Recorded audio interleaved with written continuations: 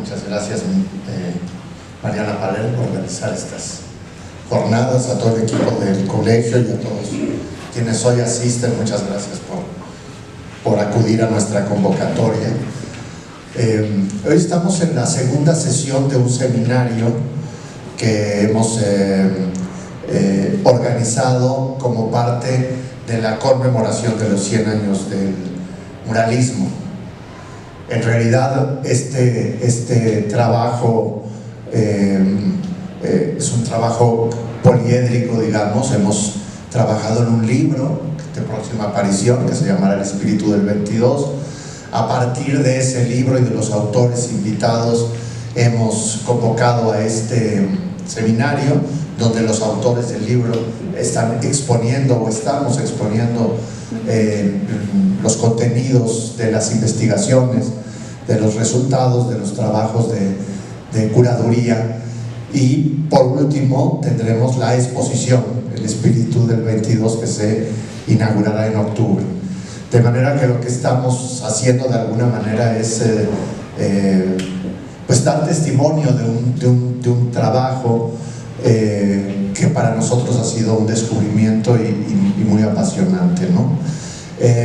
Empezaré diciendo que en esta efemérides, digamos, se han dado algunos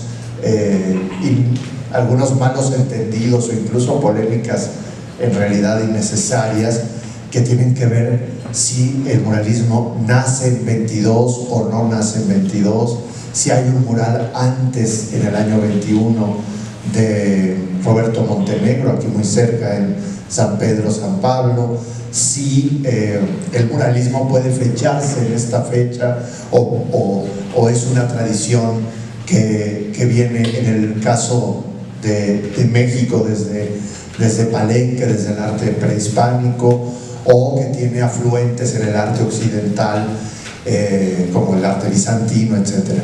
Entonces, o el arte sacro, ¿no? Entonces, yo quiero decir por qué le llamamos el Espíritu del 22 y por qué sí es correcto fechar el nacimiento no del arte mural como un género artístico, sino del movimiento muralista mexicano en el año de 1922. Eso tiene que ver con el hecho de que en ese año, de manera simultánea, coinciden en este colegio Diego Rivera, Jean Charlotte, Fernando Leal, Fermín Revueltas, Alba de la Canal, y pronto se sumará Siqueiros y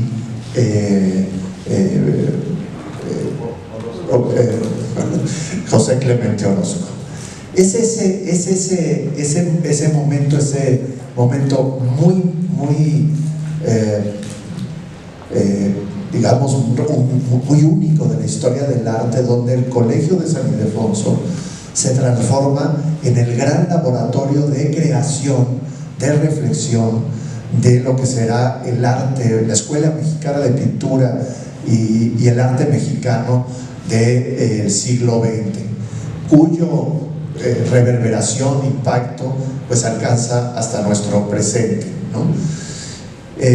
También hemos querido pensar en ese año, y por eso le llamamos el Espíritu del 22, porque como sucede con otros fenómenos estéticos, el tiempo, también la crítica, ciertos fenómenos de pensamiento que van acompañando a las artes, incluso de la acción de las instituciones, ha ido de alguna manera reduciendo la gran riqueza de ese movimiento artístico a solo tres artistas, ¿no? El famoso concepto de los tres grandes, Orozco, Rivera y Siqueiros, ha tendido, digamos, a reducir la riqueza y la complejidad del movimiento muralista, y también lo ha convertido en un arte oficial, en una interpretación oficial de la historia de México, y en esa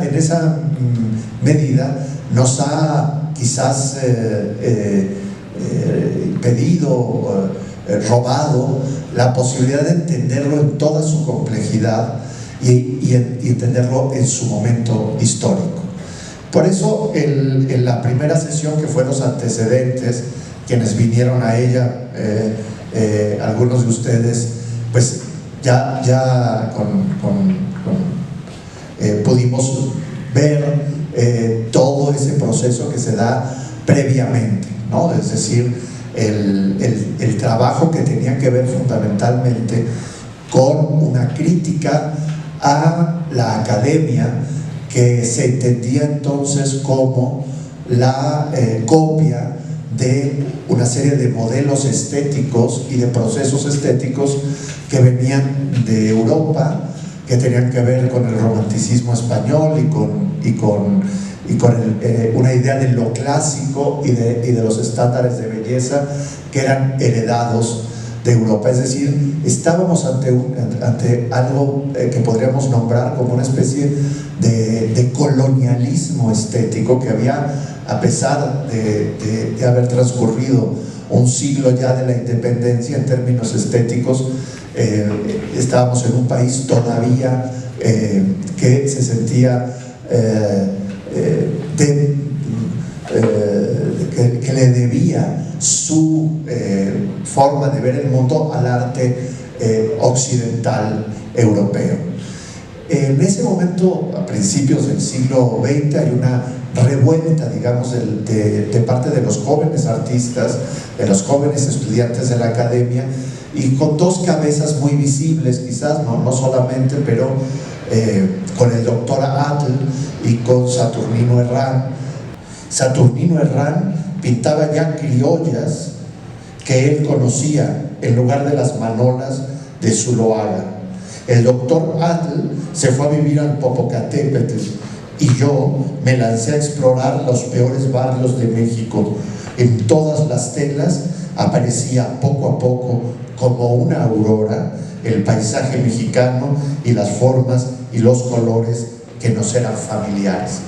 Entonces primero sucede esa irrupción en el arte, que sería el antecedente fundamental de lo que vendría después en el año 22.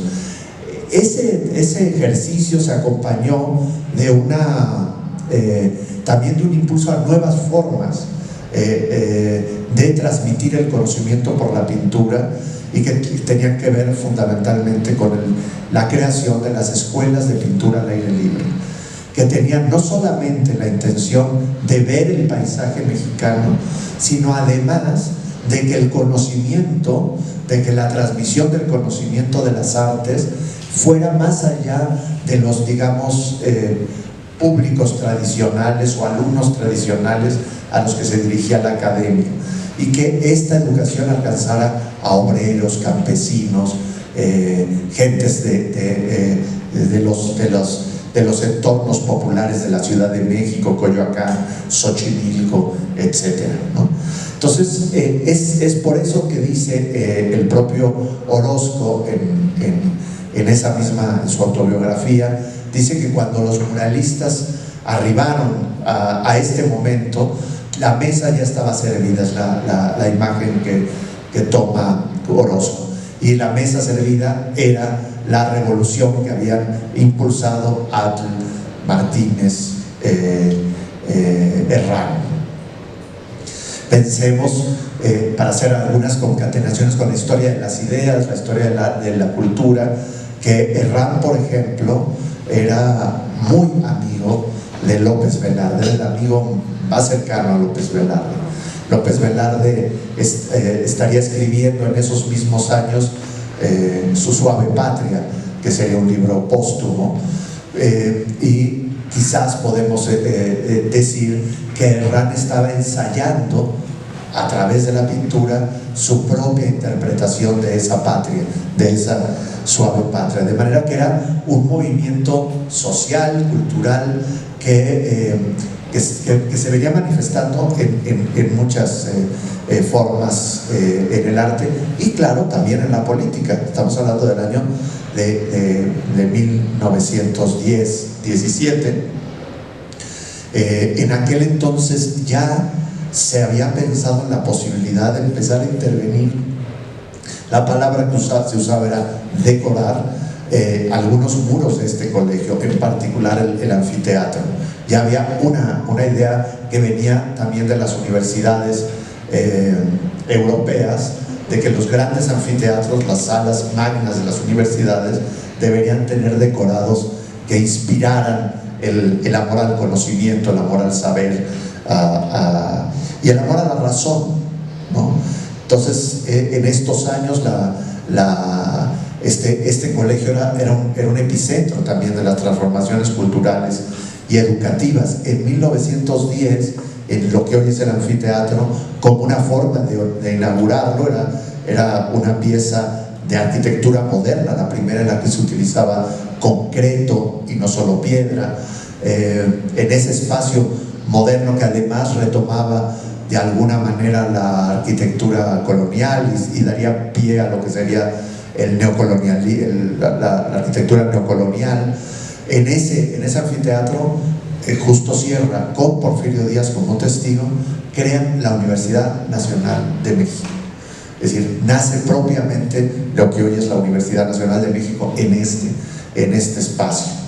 En ese momento también había un debate de ideas muy interesante entre positivistas, que era la línea de pensamiento dominante en el porfiriato y que tenía como su máximo exponente a Justo Sierra, y un movimiento, digamos, crítico que tenía que ver, que se reunía alrededor de un grupo que se llamó el Ateneo de la Juventud, después el Ateneo de México, donde estaba gente como José Vasconcelos, como Diego Rivera, como Alfonso Reyes, que veían en esta dominación del pensamiento cientificista, positivista, un abandono de las artes y las humanidades.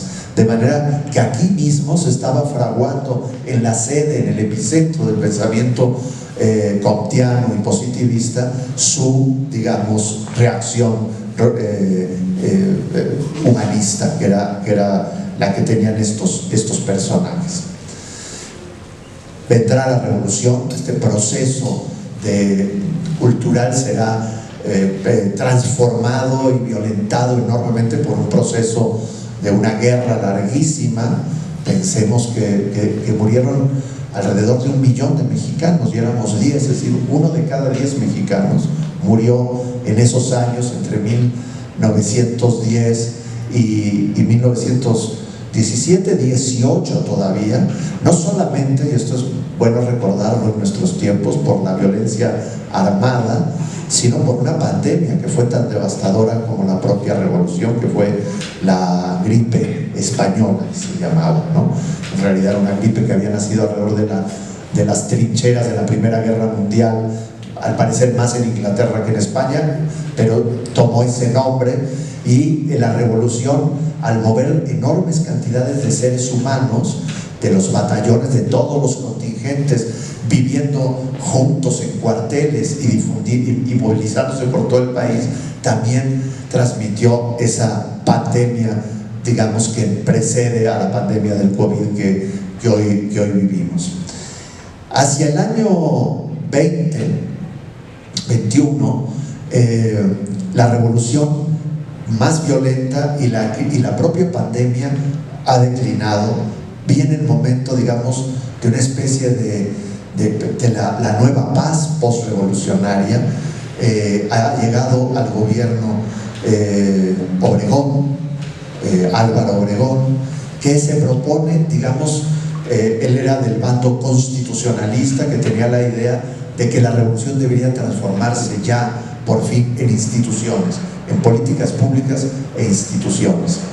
Y Obregón llama primero, se convoca a José Vasconcelos como rector de la universidad. En ese momento Vasconcelos ya lanza la idea de decorar con una nueva imagen, había alguna precedente, una nueva imagen, el anfiteatro que le diera sentido al México que estaba renaciendo o naciendo en ese momento.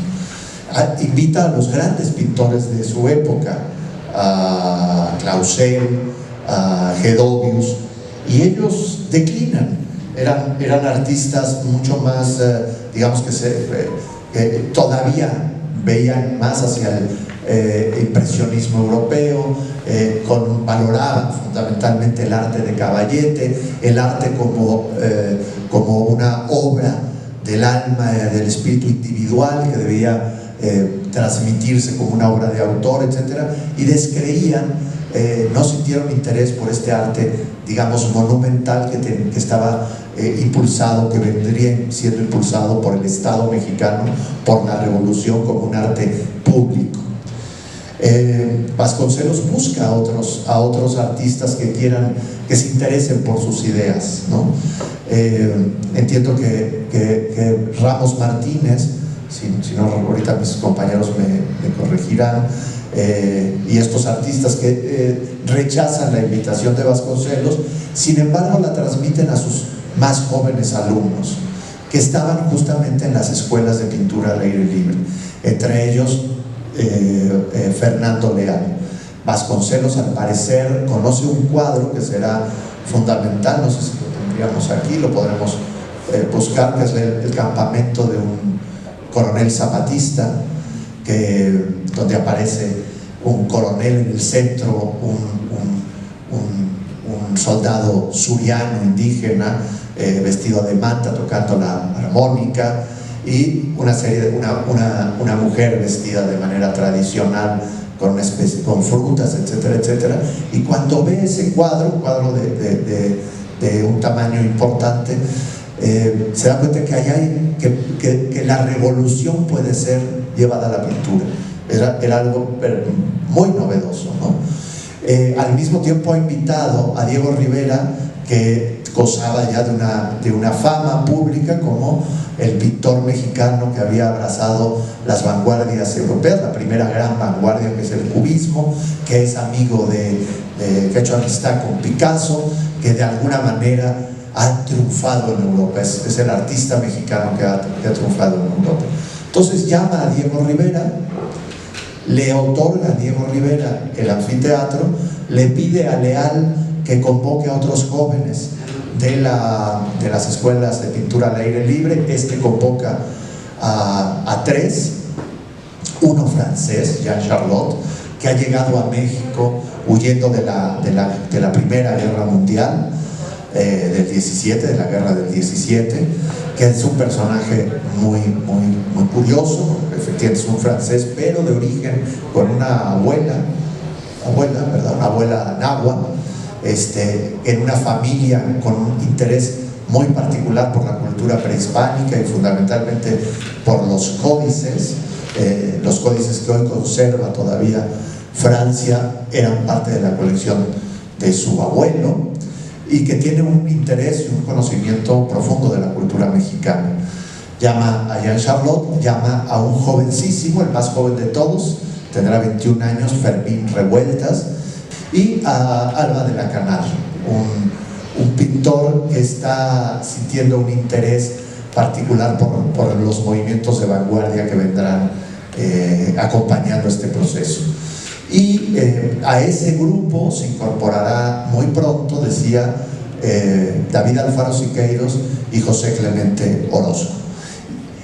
Por eso se habla de que aquí nace el muralismo, porque tratemos de ver esa película que no se ha filmado, de un momento en donde en los andamios está subido simultáneamente, coincidiendo mucho en el tiempo, Diego, Charlotte, Revueltas, Alba de la Canal, Leal, que Siqueiros está regresando también de Europa con ideas, ha abrazado el futurismo, ha mandado un manifiesto a los artistas de América Latina, a los artistas mexicanos, para que abandonen ya los resabios academicistas y asuman un arte transformador ligado a los procesos revolucionarios.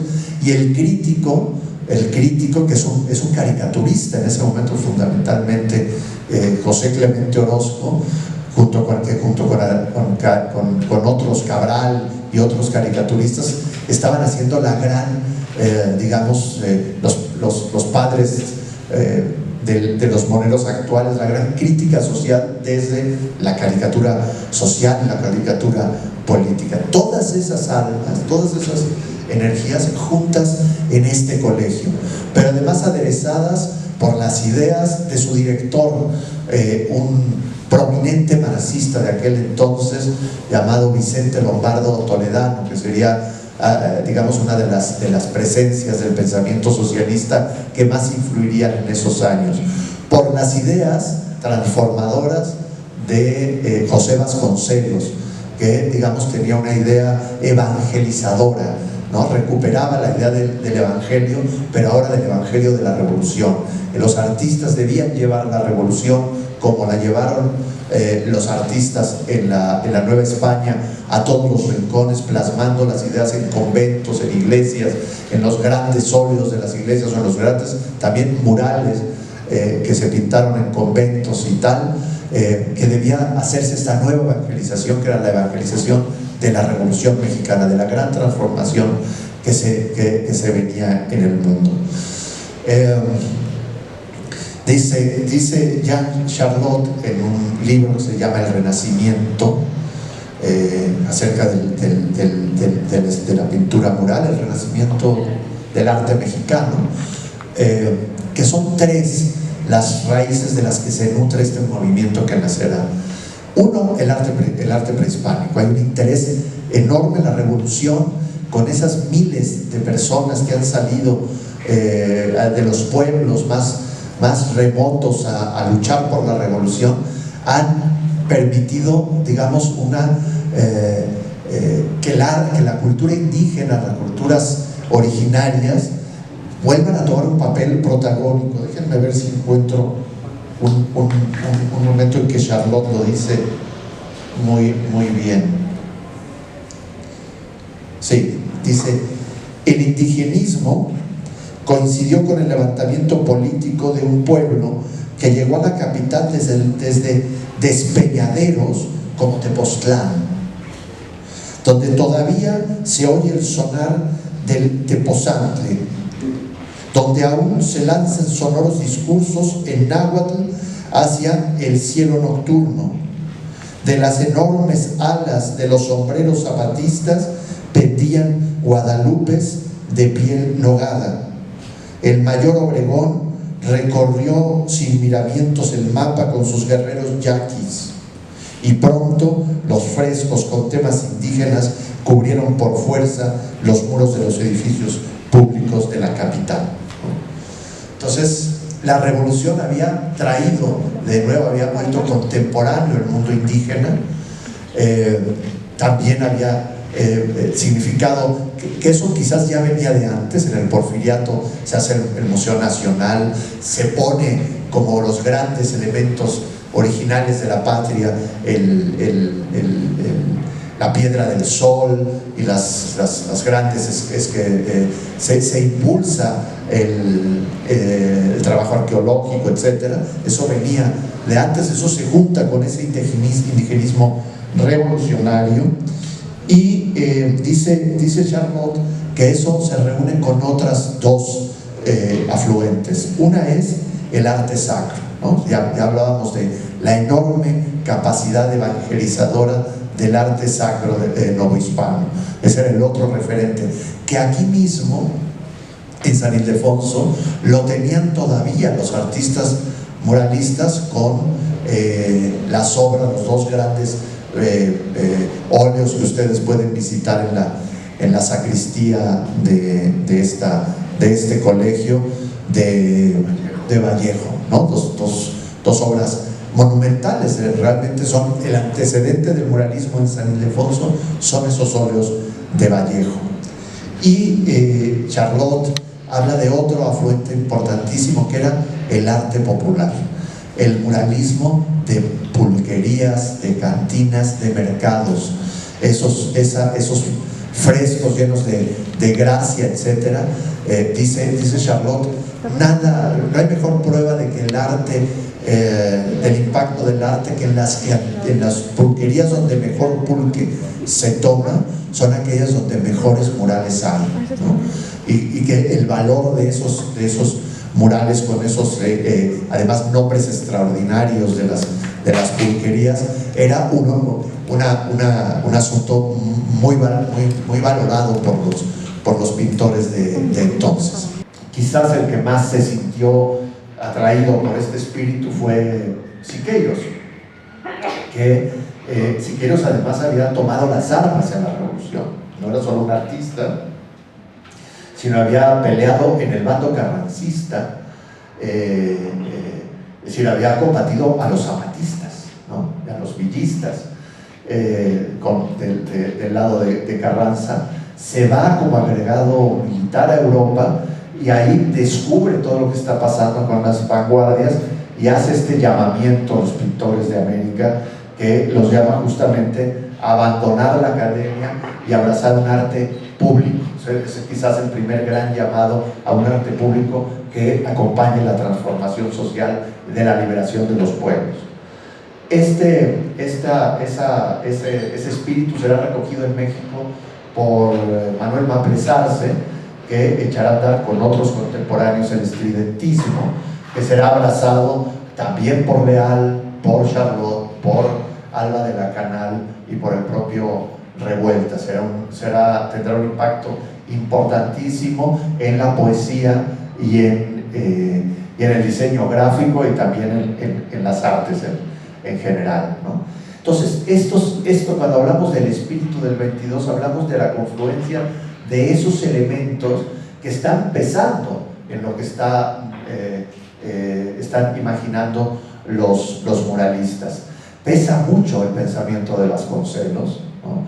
Vasconcelos no había escrito todavía o no había publicado todavía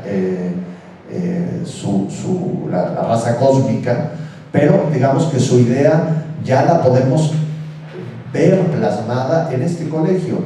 Es obvio que el más cercano al pensamiento de Vasconcelos de alguna manera era el Diego Rivera, que pinta la creación, donde se amalgaman culturas de origen oriental con el arte, con la cultura occidental a través de las virtudes teologales, pero donde se suman las virtudes cardinales y además aparecen representadas de forma femenina todas las formas del arte de entonces. Ese anfiteatro era está profundamente ligada a esta idea que tenía Vasconcelos de que México y la raza mexicana, decía él, que la raza es un concepto obviamente que nosotros ya desechamos, pero que entonces era un concepto socialmente aceptado, y esa Vasconcelos, digamos, en la época en que nacerían los racismos excluyentes, como el nazismo, que nacería años después, en ese momento hay que reconocérselo, tiene una idea de raza integradora. Él pensaba que la raza cósmica era ese mexicano ideal que nacería del mestizaje de la cultura europea con la cultura indígena, pero donde el afluente que vendría de Oriente, por Danao de China, etcétera, más el africano que habrá llegado con el esclavismo, crearán un nuevo ser con muchas más potencias que todos los anteriores, porque es donde se reúnen todas las culturas. Esas ideas están en el anfiteatro, de alguna manera están en el diálogo entre Alba de la Canal con la llegada de la Cruz a América y su respuesta por Fermín Revueltas, con el nacimiento de lo que es prácticamente una nueva religión, que es el guadalupanismo, ¿no? Con Guadalupe Tonantzin, donde además es posible ver ya el crisol de razas dibujadas por el propio Revueltas, donde ya están los indígenas, desde luego, pero también están los afrodescendientes, ¿no? Y esta idea también está de alguna manera comentada en el trabajo entre Charlot y Leal, la masacre del Templo Mayor como el trauma de la conquista, que tiene como respuesta a los danzantes de Chalma, donde la religión cristiana y las religiones amerindias se funden en una nueva cultura. San Cristóbal, que es un homenaje que está cargando un niño mestizo, una especie de alegoría, un santo que hace referencia a Cristóbal Colón, que carga un mestizo en sus brazos, con un ángel que hemos llamado el ángel de Occidente durante mucho tiempo. Irene Herner insiste en que el propio Siqueiros lo hubiera llamado el ángel de la revolución. Y después está Orozco, que no solo dialoga con quienes un año y medio antes ya están aquí, poniendo abajo como en el sustrato entre la caída del Templo Mayor y los danzantes de Chalma, a lo que sería una especie de el Adán y Eva, los Adanes y Eva de México, a Cortés y la Malinche, ¿no? Y a la conquista espiritual con estos franciscanos que abrazan y sofocan a la cultura indígena, que al abrazarla también le quitan el aliento, ¿no? Pero Orozco pondrá a la revolución por fin en los murales, que no estaba en estas imágenes anteriores. La trinchera, el fin del nuevo régimen, el fin del viejo régimen, la huelga, la lucha de clases, los aristócratas, que hoy llamaríamos fifís, que están retratados por Orozco, y las escenas de la revolución. Una revolución, por cierto, no era del todo del gusto del régimen, porque Orozco estará viendo una revolución más bien con una perspectiva trágica. Es decir, si uno ve bien la trinchera, pues la guerra civil es una guerra que siempre se pierde. En la guerra civil se matan los hermanos, nos matamos unos a otros, y la trinchera es esta, ¿no? Un cuerpo doliente con un cuerpo que vence, pero donde el dolor es muy presente. O en estas escenas que estamos viendo ahorita, que son la despedida, este mundo como un mundo que parte, ¿no? Quizás sería como un eco estos versos de López Velarde, cuando López Velarde es maderista, apoya la revolución, y cuando regresa a esos pueblos provincianos devastados por la revolución, dice que siente una íntima tristeza reaccionaria, ¿no? Algo en estos murales en azul, hay esa íntima tristeza, donde un mundo se ha acabado, donde los muertos están enterrando a los muertos y no termina de nacer ese otro mundo. Pero además es crítico a la revolución misma, ¿no? Hay una obra que me parece tremenda, que es la revolución, que es un soldado armado que tiene cubiertos los ojos, está ciego por la ideología, por una bandera roja, que al mismo tiempo es un gorro frigio, y que a su alrededor solo se desata tristeza, ¿no? Tenía una idea muy crítica de la propia revolución y también del clero, ¿no? Aquí hay unas pinturas profundamente anticlericales, en fin, ¿no? Quien más muros ocupará será Orozco, con una visión compleja de la revolución, que no del todo era propia o servía como propaganda política del régimen. De alguna manera implicaba ya el cimiento de una crítica. Ya me acabé la pila. No, señor. Seguro. Bueno, pues yo con esto lo que queremos decir ahora, veremos cómo estas ideas, que es a mí lo que me ha tocado exponer, se aterrizan en imágenes. Es el trabajo curatorial de la coordinadora de exposiciones, de Carmen y todo su equipo, y cómo desde la museografía esto empieza allá a trazarse como la exposición que vendrá.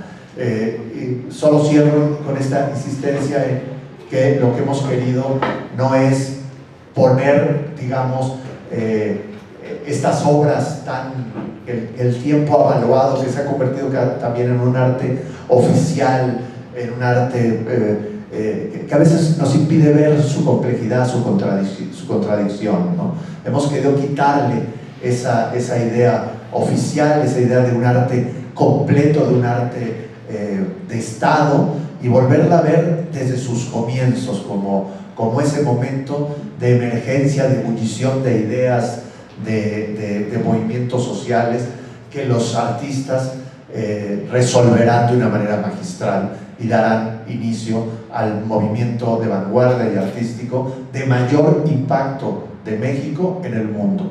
Es decir, quizás solo, salvo el arte prehispánico, ninguna forma de arte ha tenido un impacto en todo el mundo a partir de este momento aquí.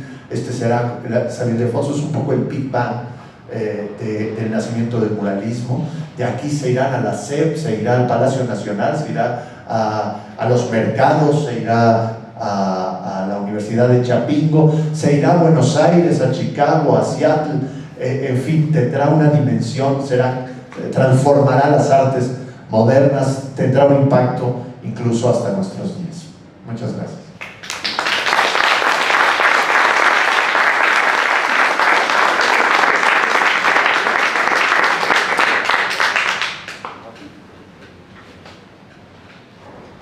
Bueno, pues voy a retomar desde donde deja Eduardo un poquito, pero voy a recapitular, voy a regresar otra vez.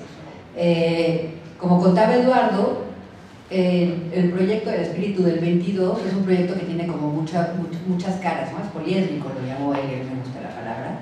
Y empezó con el libro, y de este libro que trabajaron, se hicieron 12 capítulos que trabajaron diferentes académicos. Partiendo de esos textos y con el trabajo de investigación que realizamos aquí en el colegio con el equipo de exposiciones, fuimos profundizando en estos temas, ampliándolo. Lo que les voy a mostrar ahora no es exactamente lo que van a ver después en la exposición que se va a inaugurar en octubre, ¿no? Esto es un resultado todavía de la investigación, que es mucho más amplia de lo que después veremos en la exposición, ¿no?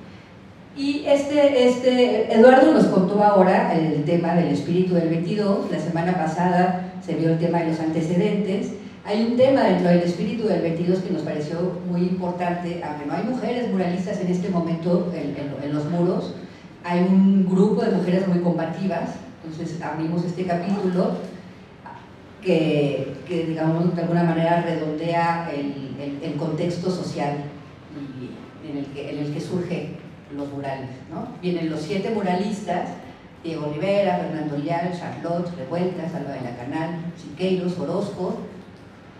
Concluye Leal con la epopeya bolivariana una década más tarde, y queremos de alguna manera cerrar el proyecto curatorial con el muralismo hoy en día, ¿no? Con muralismo y resistencia.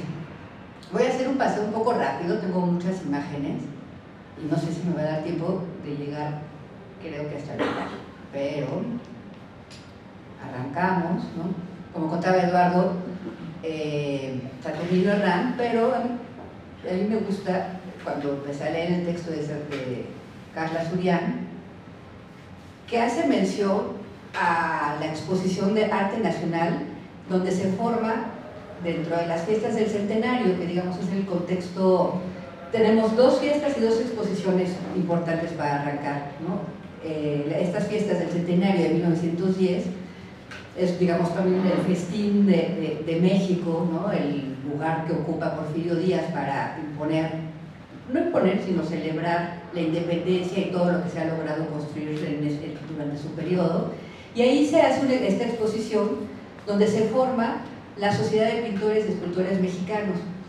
En esta exposición aquí está el cuadro de Dr. Atl, Montenegro, Mérida, Garduño, Orozco, y como resultado de esa exposición dicen que hay que pintar el anfiteatro Simón Bolívar, el anfiteatro que años después era Simón Bolívar, ¿no? Por lo tanto, en este momento era el anfiteatro de la Escuela Nacional Preparatoria, y que no lo van a firmar uno, no va a ser un concurso a ver qué proyecto gana, sino que lo van a hacer de manera colectiva. Entonces ya estaba este germen que después Orozco dice, ya estaba la mesa puesta.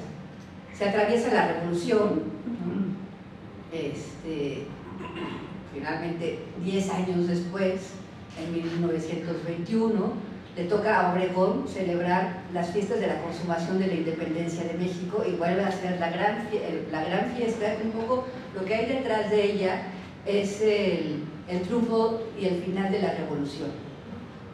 Y Vasconcelos había ido y venido distanciándose de Carranza, etcétera, se había distanciado también de la corriente de los positivistas, predominando o privilegiando al arte y a las humanidades, ¿no?, como una manera de construcción de paz, y que se crea la universidad, bueno, sí, ¿no? se vuelve rector de la universidad y se crea la Secretaría de Educación Pública, y como secretario de Educación Pública invita a Montenegro a pintar, pues, primero su oficina, que es aquí los murales que están, uno de los murales que están en el CEP, y se ve cómo les transmite las ideas, ¿no? Estaba Vasconcelos buscando hacer confluir, el patio estaba dedicado a Buda, a Quetzalcóatl, a Cristo, ¿no?, y hacer esta síntesis ideológica, un poco contrarrestar el peso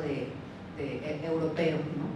Y después de pintar los murales de su oficina, lo invita a pintar el convento de San Pedro y San Pablo, el colegio de San Pedro y San Pablo, que está también aquí atrás, ahora se Museo de las Constituciones, y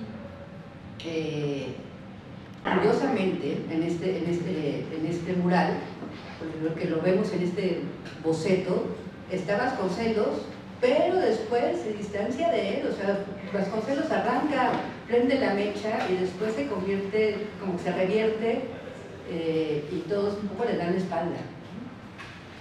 Es el perdedor político por excelencia. Yo siempre me imagino que hubiera sido si Vasconcelos hubiera ganado las elecciones en vez de Plutarco Elías Calles, quién sabe en qué país viviríamos, ¿no? Pues un cuento cuántico que habrá que inventar.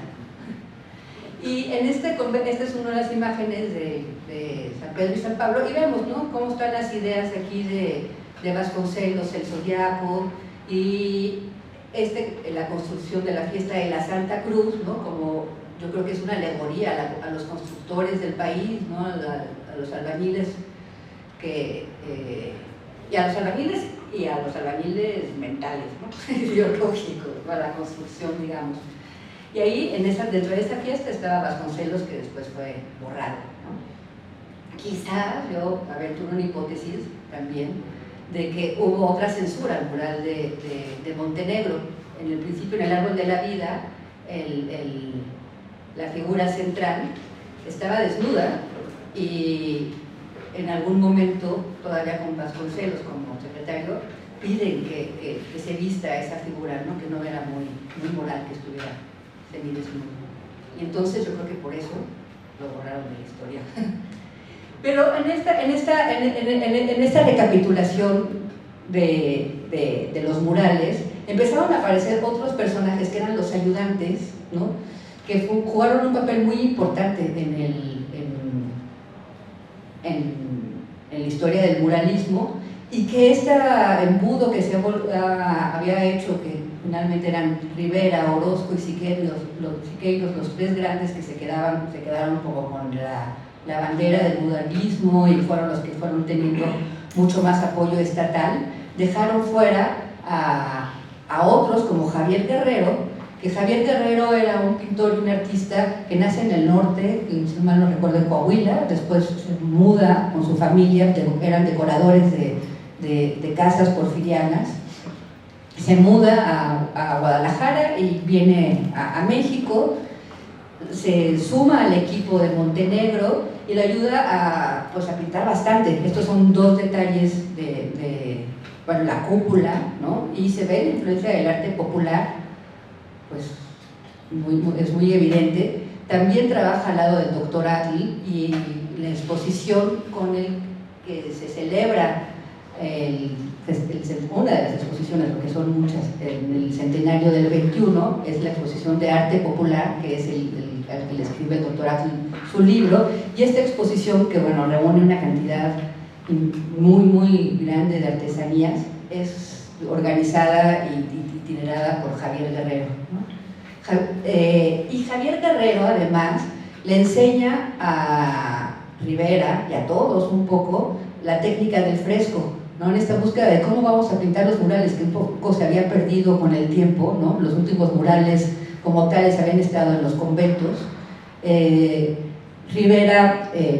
Guerrero descubre que ahí la baba de nopal es un ingrediente básico para hacerlo, y entonces se lo lleva, este retrato es de Rivera, se lo lleva después a pintar el Museo Nacional de Agricultura en Chapingo. Esta es una imagen de él. Y esa es una obra que se llama El Cazador de la Selva, que vamos a tener aquí en la exposición. Entonces, bueno, es un artista que yo creo que ha sido poco tratado, ¿no?, en la historia, y es un poco la intención que tenemos en la exposición de ponerlos otra vez sobre la mesa, y vamos encontrando a lo largo de la presentación algunos otros.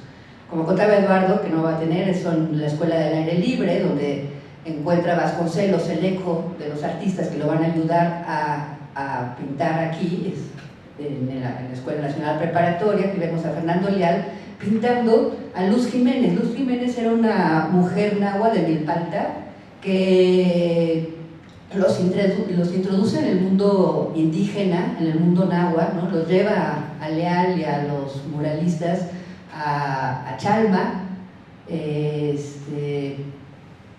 Después se hace colaboradora de ellos.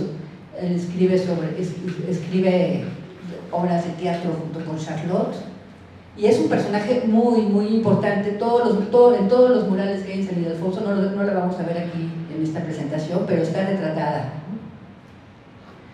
Bueno, otro momento importante de este espíritu, como decía Eduardo, es el estridentismo, que de alguna manera los artistas que no siguieron pintando tanto los muros fueron relegados y se volvieron muy críticos, y quizás por eso mismo no fueron tan favorecidos, ¿no? Son Alba de la Canal, Fermín Revueltas, y hay otros artistas en el momento, que es Gabriel Fernández Ledesmas, que él se convierte en un editor muy importante, y Germán Cueto, que hace obras de teatro, y que, bueno, forman parte de este espíritu y de este contexto cultural muy bulliente, ¿no? Nahui Olin, que volvía locos a todos, Lupe Rivera, Lupe Marín, pintada por otro de los ayudantes, que era Amado de la Cueva. Esta obra es de Amado de la Cueva, y es muy interesante cómo Amado de la Cueva y Siqueiros le ayuda a Siqueiros a pintar el mural, y después, cuando son corridos Siqueiros del Colegio de San Ildefonso, de la Escuela Nacional Preparatoria, se van a pintar a Guadalajara, y ahí es Siqueiros el ayudante de Amado de la Cueva en la biblioteca una biblioteca pública en Guadalajara. Como les comentaba, las mujeres, pues bueno, esta historia arranca. Monsiváis decía, ¿no?, que en el periodo revolucionario había habido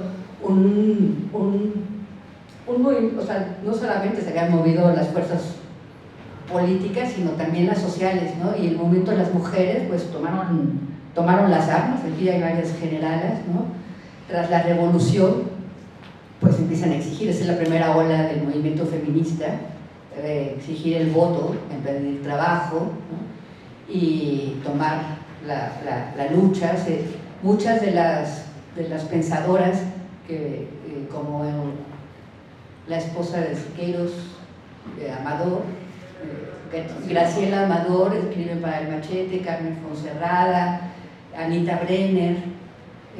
Alguien preguntaba que por qué habíamos puesto esta invitación en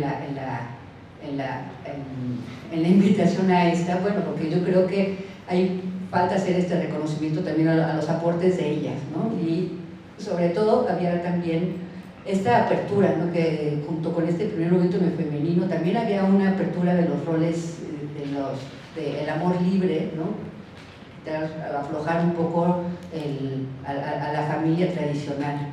Nahui quizás sea como la figura femenina más emblemática, ¿no?, de este rol.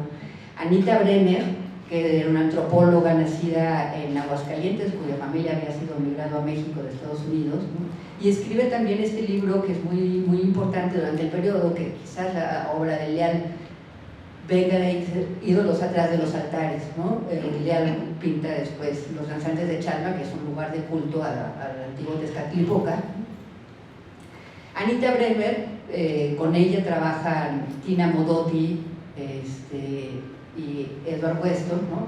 Y como estudiante de la Escuela Nacional Preparatoria, pues estaba Frida Kahlo, ¿no? Aquí la vemos en el año del 22 con su pelito corto, que las pelonas las llamaban. Como contaba Eduardo, Vasconcelos invita a Rivera, y esta foto es muy interesante porque es un montaje de cómo Rivera pinta el anfiteatro en torno a la figura del órgano, que años después desapareció y no se tiene, pero era así como el cuerpo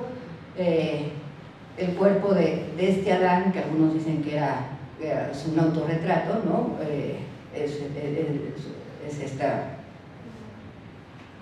El cuerpo es la música, ¿no? El órgano. Y bueno, vemos una forma muy piramidal, no son las virtudes teologales allá arriba. La mujer de aquí arriba es Gabriela Mistral, la otra mujer es Luz Jiménez. Ellas, la historia de cada una de ellas es interesantísima, ¿no? Hay mujeres que están vinculadas al movimiento inquilinario, hay músicas, compositoras, Lupe Rivas Cacho, que está en Teatro de Revista, que en este momento también era muy importante en la Ciudad de México, ¿no?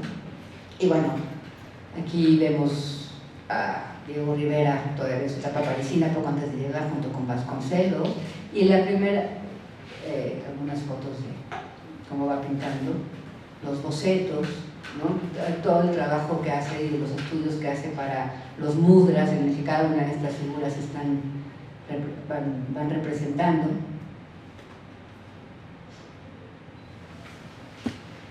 Y este plano azulado a mí me parece importante porque yo creo que aquí empieza a trabajar el tema de la integración plástica, ¿no? Que va a venir desarrollando a lo largo del tiempo Diego Rivera, ¿no? De cómo el arte y la arquitectura deben de ir conviviendo en los muros. Aquí vemos, Fernando Leal se pinta como el capitán de los danzantes en éxtasis, ¿no?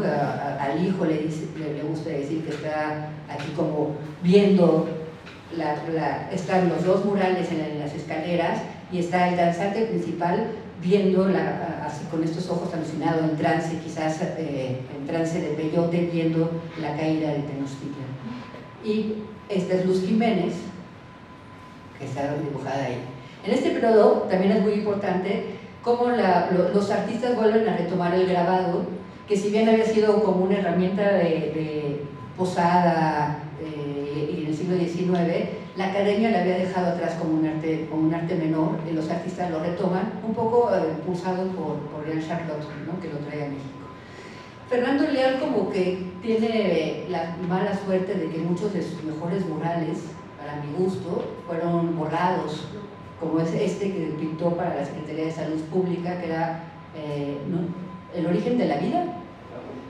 No es el árbol, es el origen de la vida, ¿no?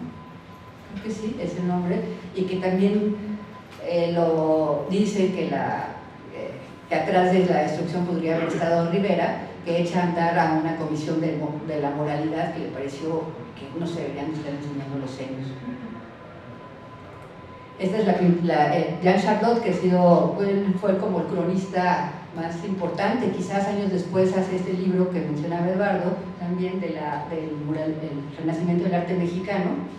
Y su mural tiene una cantidad de lecturas muy interesantes, ¿no? Las figuras, creo que tengo un detalle más adelante. Estos son algunos bocetos que se conservan en la Universidad de Hawái, que se va de México después de un poco derrotado porque no le vuelven a dar trabajo, ¿no? Entonces tiene que ir irse y se queda viviendo en Hawái, y ahí se queda su archivo, que lo tienen muy bien conservado, y está en línea y se puede ver, es hermosísimo, como pueden consultar. Este recuadro me gusta mucho porque de alguna manera yo veo en esta batalla también el Guernica, ¿no? Ese caballo desbocado, el horror de la guerra, y esta figura que a mí me parece María Sabina, ¿no? De alguna manera es también Luz Jiménez, y yo se ha atribuido a que dice que tienen flores en las manos. A mí me parecería que pudieran ser muy bien hongos sagrados, ¿no? Hongos alucinógenos que muy probablemente hayan llegado a consumir, porque yo veo ciertas similitudes, si ven el cuadro de acá, con el pop mexicano, con el pop, ¿no? Este cuadro, yo digo que es un adelanto, es en 1922, pero pues, si les dijera que es una pintura de los años 60, me la creen, ¿no?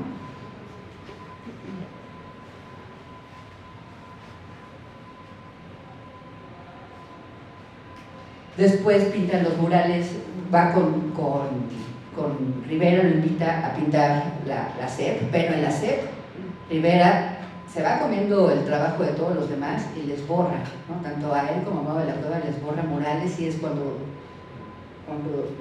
todavía se queda un rato más en México, en la península de Yucatán, trabajando como dibujante de Morley, el arqueólogo que descubre Chichén Itzá, o que trabaja en Chichén Itzá, no sé si lo descubre.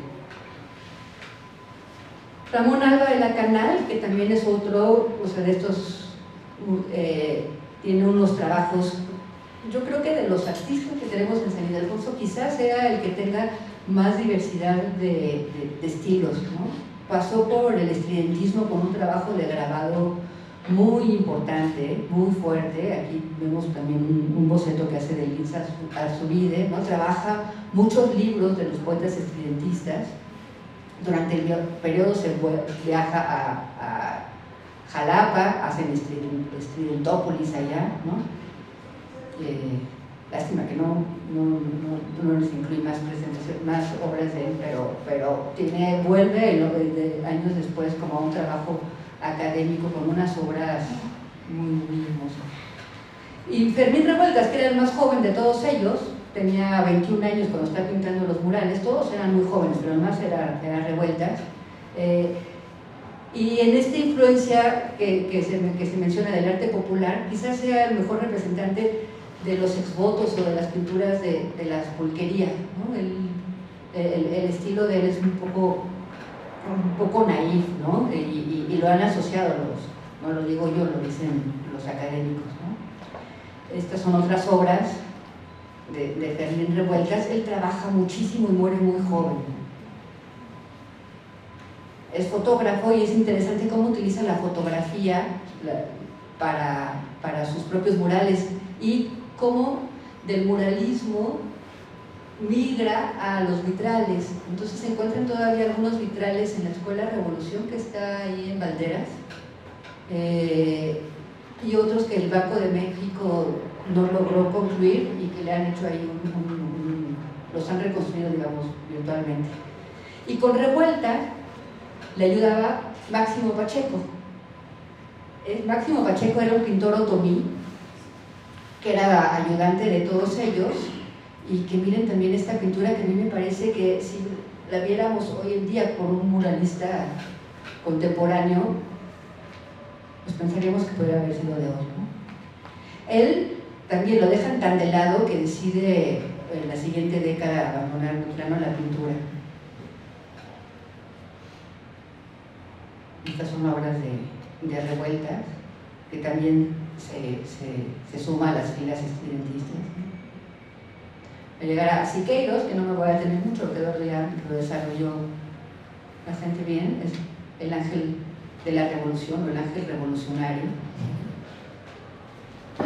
Y aquí hay una historia que cuenta, bueno, pues el ambiente en la Escuela Nacional Preparatoria, con todos estos artistas intensos, jóvenes, borrachos, iban de fiesta, iban y venían.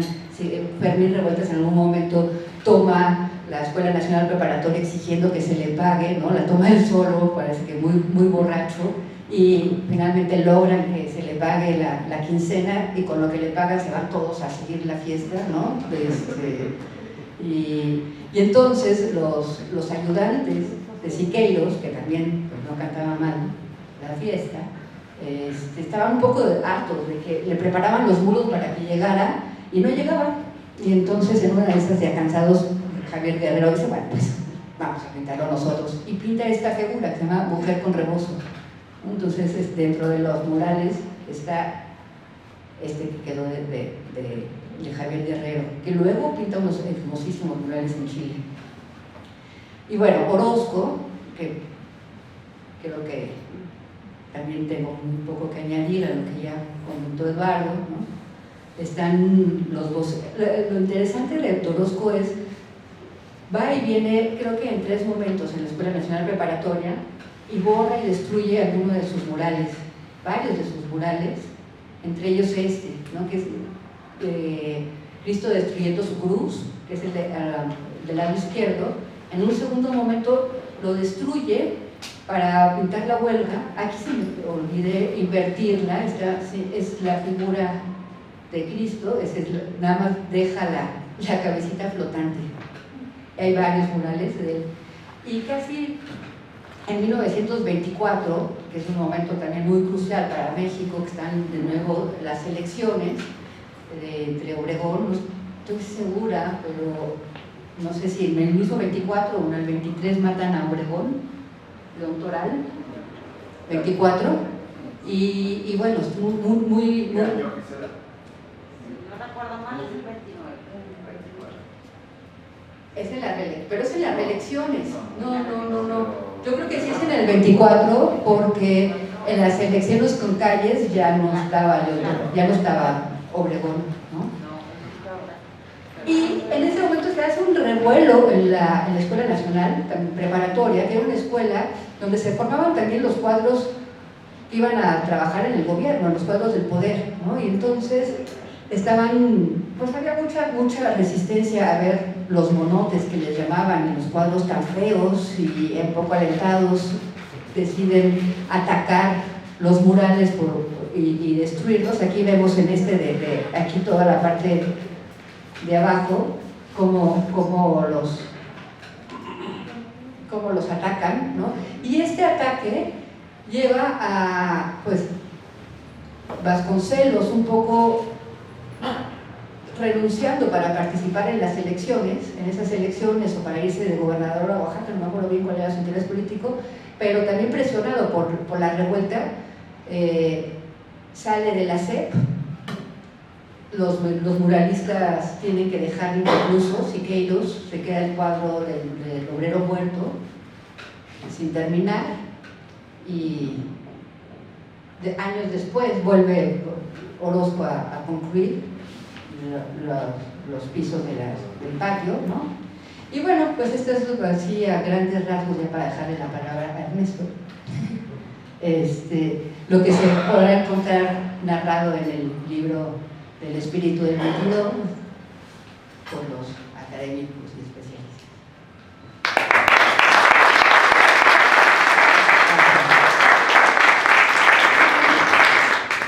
Vamos al micrófono.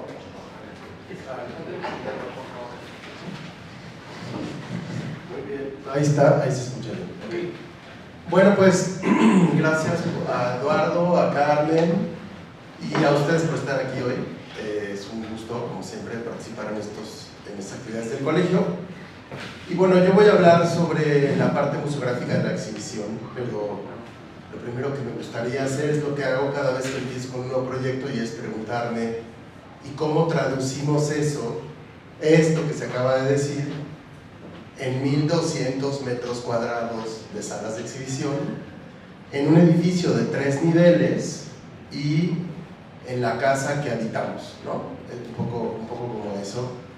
Es las primeras preguntas que nos hacemos en el colegio en torno a este proyecto, que desde nuestra óptica no es un proyecto expositivo temporal, es algo que hemos platicado mucho. Este es un proyecto permanente.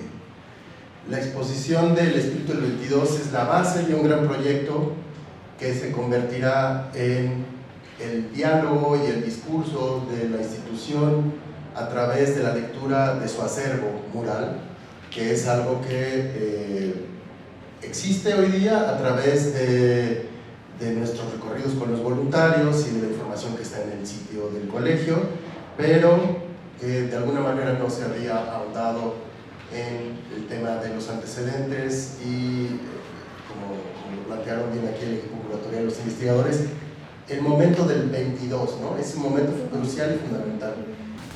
Bueno, otra cosa que es importante decir previo a arrancar para mostrarles el proyecto es, como siempre, uno tiene que entender el momento donde suceden las cosas, cómo suceden, pero también, y más importante, a sus actores, ¿no? Y en este caso hablamos de 7 artistas, 7 muralistas, que algunos de ellos pintan solamente un mural y otros pintan, como en el caso de José Clemente Orozco, pinta 30 entre el muro norte, el cubo de las escaleras, y 4 en los arcos, y en total 34 murales pinta José Clemente Orozco.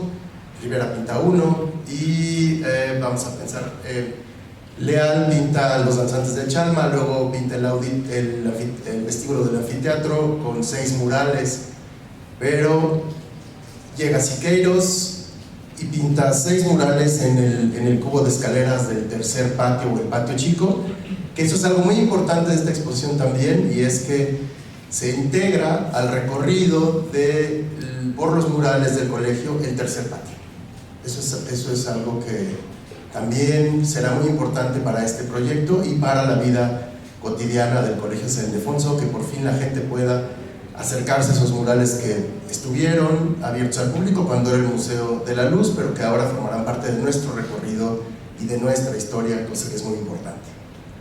Bueno, no he hablado de la exposición porque todavía sigo haciendo reflexiones en torno a lo que era mi forma o la forma de entender todo lo que nos contó la historia, lo que nos fueron dando los curadores, los investigadores, y diría que nuestra labor para traducir fundamental es escuchar primero, ¿no? Entender las cosas, y de ahí ya nos vamos a un proceso creativo que empieza a generar un diálogo con, y eso me gusta siempre hacerlo en San Ildefonso, es un diálogo con los curadores, porque en San Ildefonso se crean exposiciones no desde la curaduría que dicta lo que va a ser la exposición, sino desde una curaduría que dialoga con las demás áreas del colegio, y entendemos a las exposiciones como proyectos integrales que van desde la investigación, el discurso curatorial, el discurso museográfico, la puesta de la exhibición, y luego todo lo que tiene que ver en torno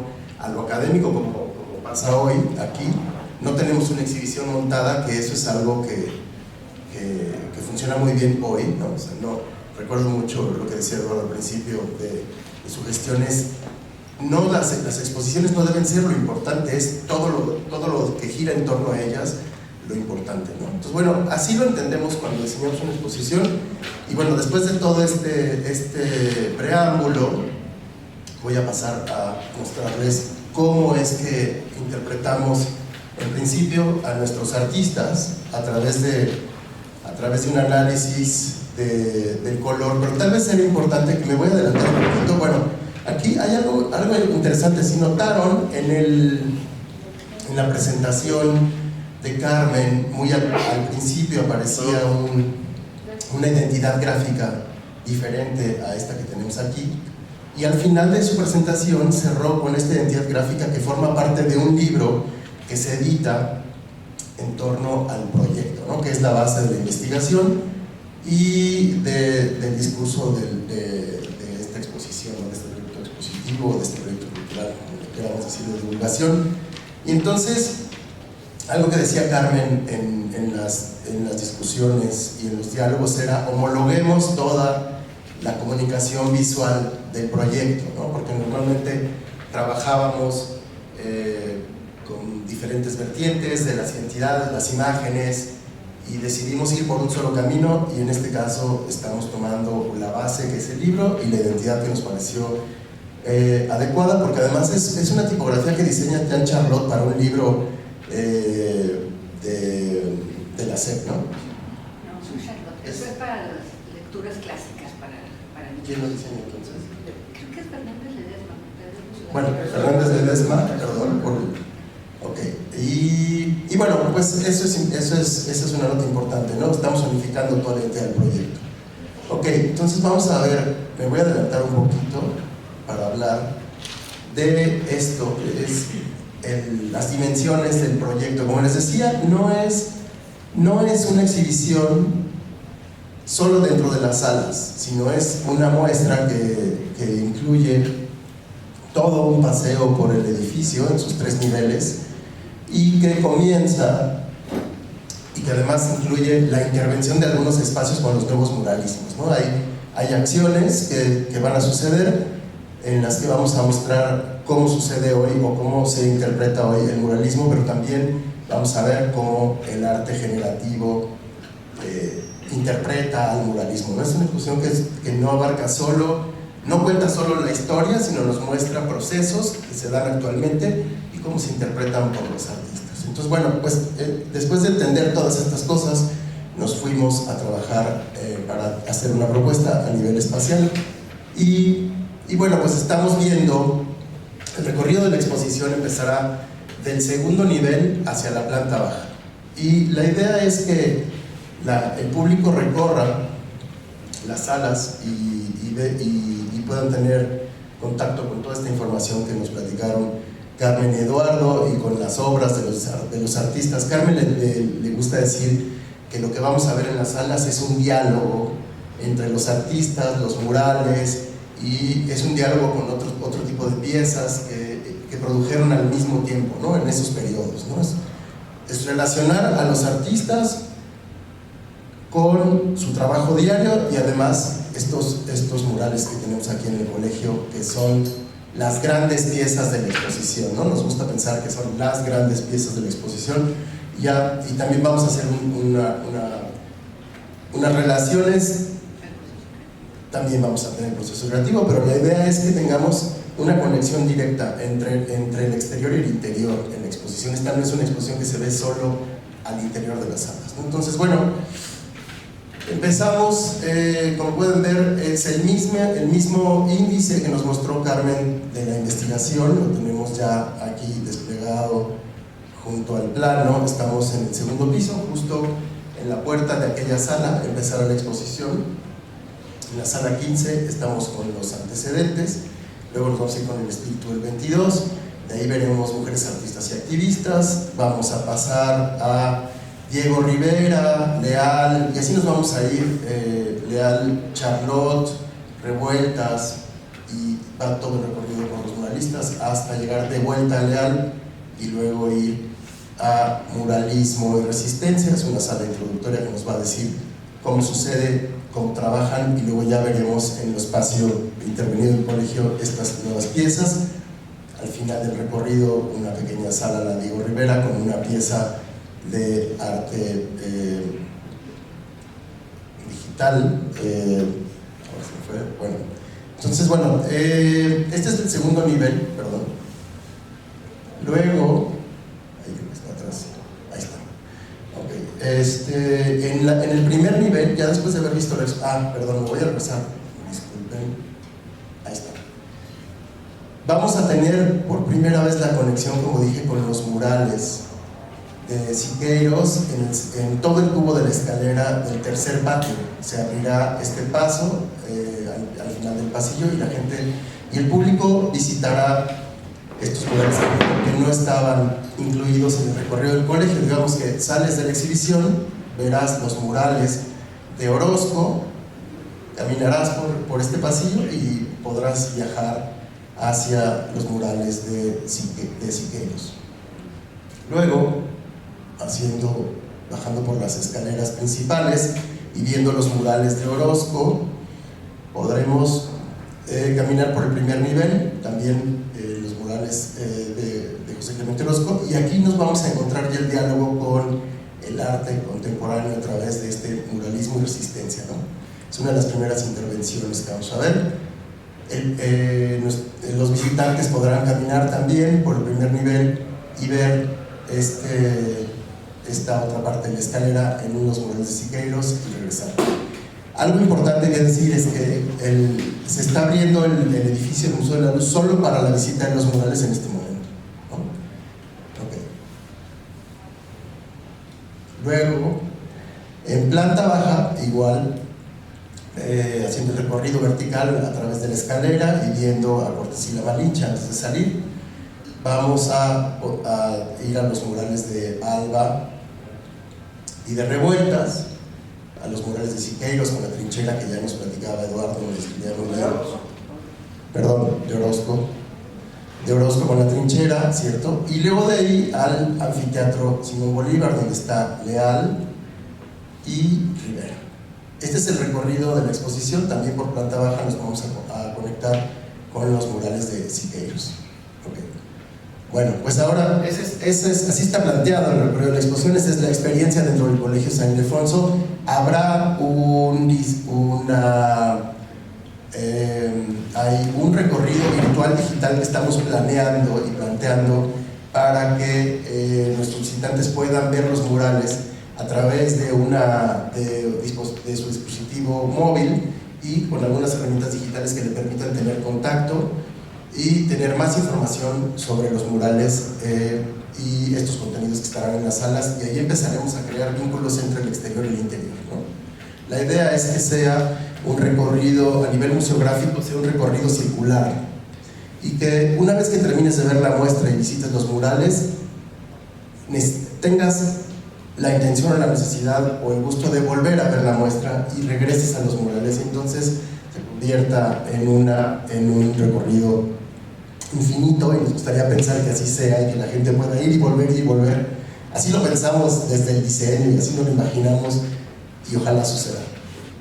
En planta baja también tenemos en la calle de San Ildefonso, en nuestro corredor cultural, tenemos lo que ya conocen todos ustedes como la estructura de la galería urbana, y la cual va a ser intervenida también por artistas, y la fachada del edificio de San Ildefonso 33. Bueno, ahora sí voy a regresar a la parte, digamos que del análisis de nuestros artistas. ¿Cómo nos acercamos a nivel de museografía, diseño y a nivel visual con los grandes personajes y las grandes obras de arte? Y hacemos un análisis de lo que vamos a presentar, ¿no? Es decir, hacemos un análisis cromático. Lo que ven ustedes aquí del lado derecho son algunas de las piezas y fotografías que estarán en la exhibición en el tema de Diego Rivera en la sala 17, pero también tenemos el mural de la creación, y lo que vemos abajo es un código cromático utilizado por el artista para pintar este mural. Nos gusta darnos cuenta que a veces pinturas como este Flores Magón utilizan ciertos colores que están también acá, ¿no? Es lo que llaman la paleta del artista, se repite, ¿no? O sea, en el dibujo, en los caballetes y en los murales encontramos muchas coincidencias. Esto es Leal, Los Danzantes de Chalma, y es exactamente igual. Vemos aquí un código, una barra, lo que es ahora la barra, el código de barras, ¿no? Vamos a pensar en eso. Toda la información visual está ahí. Vemos aquí la masacre de Jean Charlotte, lo mismo, un análisis de las piezas de los murales. Aquí está Fermín Revueltas con la alegoría de la Virgen, las obras que acompañarán a este artista en su sala. Bueno, aquí me regresé porque vamos para acá. Está Ramón Alba Canal, y bueno, ahorita les voy a enseñar algo que resume todo esto, que nos parece muy interesante. Aquí está el mismo Siqueiros en los murales del tercer patio, la trinchera de José Clemente Orozco. Salud. Esos murales, salud. con estos dibujos que pueden ver muy bien. Lo recuerdan, aquí la despedida está en el segundo piso.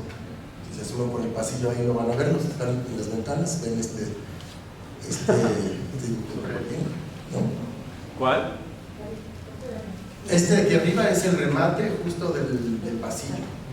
Entonces, estos son los diálogos que vamos a generar dentro de la exhibición con el recorrido en directo, digamos, ¿no? En el edificio. Bueno, ok, ahora todo eso y todo ese análisis, aquí el proyector no está bien calibrado, pero el análisis cromático resulta en una gama cromática propuesta para la exhibición. Y nosotros aquí tenemos unos colores que no son los que están viendo, pero tenemos un color crema, un color gris, que son colores generales, y tenemos un color café y un gris un poco más saturado. Estos son los colores que van a estar en los muros de la exhibición. Y del lado derecho tenemos este código de color similar a las tiras que vieron en la parte de abajo de cada una de las piezas, pero que se asignaron a cada uno de los artistas. Seleccionamos un color por artista y entonces se utilizará para dar la nota de color en la gráfica, no en cada una de las salas. Ahorita vamos a ver cómo se aplica esto, ya en la parte del diseño gráfico. Bueno, aquí tenemos, tampoco es el color, es un poco más rojo. Pero bueno, aquí vemos ya un ejemplo, ¿no? O sea, tenemos el muro gris, tenemos el color asignado antecedentes en el título, y bueno, el texto va en negro para una fácil lectura. Me voy un poquito más rápido con esto. Diferentes posibilidades en cuanto a la propuesta gráfica. Esto es un templete de un texto temático o un recorte de vinil para los textos. Si vemos estos puntos que están aquí abajo con color, serían las diferentes posibilidades para trabajar con el diseño. También hay otras propuestas para dejar algunos símbolos en las cédulas de comentario, en las cédulas temáticas. Y esto es muy importante, que decía Carmen, el tema de los procesos de producción de los murales. En algunas salas vamos a encontrar videos inmersivos donde vamos a ver estas imágenes. Todas estas imágenes son imágenes preparatorias del mural de Diego Rivera, y algunas son fotografías del propio mural, y vamos a crear a través de un lenguaje visual mostrar el proceso, pero la idea es que sea inmersivo. La idea es que, estando en la sala, estas imágenes de creación y de procesos te envuelvan y puedas ver las otras obras del propio Rivera, y luego vayas al anfiteatro y descubras estas imágenes mucho más cerca de ti, ¿no? El anfiteatro tiene ciertas dimensiones y también el mural, y algunas de ellas no están tan cerca, pero la idea es que crezcan de escala, de tal suerte que estén casi a tu tamaño, o tal vez al doble o al triple, y te confrontes con estas imágenes y procesos. Luego hay otro elemento que consideramos importante, que tal vez se va a incluir en estos videos, y es una diagramación del propio mural, ¿no? Aquí vemos un esquema ya empezamos a trazar, hacer el trazo de estos murales para tener una comparación directa entre la pieza terminada y el trazo del artista y los personajes que están en estas escenas, porque en todos ellos, como decían Carmen y Eduardo, pues hay personajes de la época que formaban parte del grupo y que fueron retratados por los artistas por diferentes razones, ¿no? Entonces consideramos importante que para la visita de nuestro público, y extender este contenido y no solo ver el mural o esta proyección de los procesos, podamos también decirles quiénes están ahí, por qué razón, cuál es la importancia de que estén y cuáles son los símbolos que se explican en estos murales, ¿no? Bueno, esto ya me lo voy a brincar un poco. Luego de ahí les voy a mostrar solo lo que es todo un proyecto museográfico para que vean el detalle. Esta es la sala 15, donde está el tema de los antecedentes, ¿no? Es la primera parte. Todo esto que está en azul, para que se lo imaginen, van a ser ambientaciones gráficas. Decía decían Carmen y Eduardo que la gráfica iba dando pautas en los diferentes momentos históricos, ¿no? O sea, y entonces, en este caso, y aquí no está el diseño, todavía estamos trabajando en eso, pero esta parte en azul será representaciones gráficas similares al universal ilustrado, ¿no? Carmen nos decía, es el momento de mostrar las imágenes fotográficas y los textos como se hacía en la época, ¿no? El universal ilustrado, veremos aquí algún diseño, ¿perdón? La diagramación y los elementos gráficos, ¿no?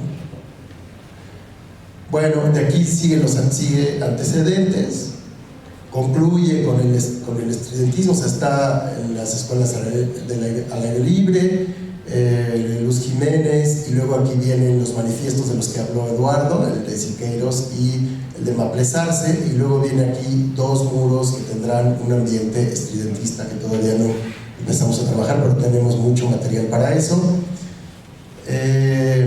Una sala 17 destinada a mujeres artistas y activistas y conectado directamente con Diego Rivera, que es muy interesante porque muchas de las mujeres que están en la sala de mujeres artistas y activistas las estaremos viendo también en esa proyección del mural. Son ese tipo de diálogos que se van a generar entre los dibujos, el caballete y los murales en la exposición a nivel museográfico. Luego vamos a tener una sala saliendo por la sala 17 entrando a la 18. Empezamos con la barra que tenemos allí enfrente, ya donde ya están los murales. Y tenemos, perdón Eduardo, no te apunté con el acento, perdón. Aquí está la sala de Leal, que bueno, vamos a tener otro dispositivo museográfico que son las cajas de luz, donde vamos a poder ver ampliados los trazos del artista que desarrolló para la masacre del Templo Mayor, mesas en horizontal donde también tendremos algunas pantallas digitales, unas pantallas touch donde pondremos ampliaciones al dibujo hasta que veamos el carbón en el papel, ¿no? Eso también es otra forma de acercarse a este proceso creativo. Y al fondo, como ven ahí, aquí a la derecha, estará otra proyección de gran formato mostrándonos los procesos. De ahí está Charlotte, Revueltas, y vamos haciendo ya un recorrido por los muralistas. Terminamos en la sala 20 con Orozco, de ahí regresamos a la sala 21 con Leal y terminamos el recorrido en este lado poniente del edificio con Muralismo y Resistencia. Y en la sala Diego Rivera, al final de este pasillo, está el arte generativo, una pieza de un artista que se llama Barbedillo, su apellido es Barbedillo. Y aquí les muestro dónde vamos a intervenir el espacio público del colegio, digamos, ¿no? Está la fachada de San Ildefonso 33, la galería urbana. Se pensaba también trabajar en las 3 mamparas de acceso del colegio. Bueno, como pueden ver aquí, los arquitectos nos encantan los planos, y entonces ponemos una cantidad de dibujos que son solo para arquitectos, ¿no? Entonces, bueno, el muro del primer nivel de la bodega de tránsito, que será intervenido por varios artistas. Esto vale la pena solo mostrarlo para que veamos las dimensiones de este proyecto de intervención a través del arte contemporáneo. Y bueno, ya nada más para cerrar, les muestro unas imágenes previas de lo que será la exposición en sala. Son diseños totalmente, como digo, son anteproyectos. Estas son las vistas de cómo tal vez se vea la exhibición. Seguimos trabajando y bueno, pues ahí pueden ver cómo en la proyección, en la gran proyección, veremos los sets a las mesas, algunos sobre los muros, y pues eso es todo.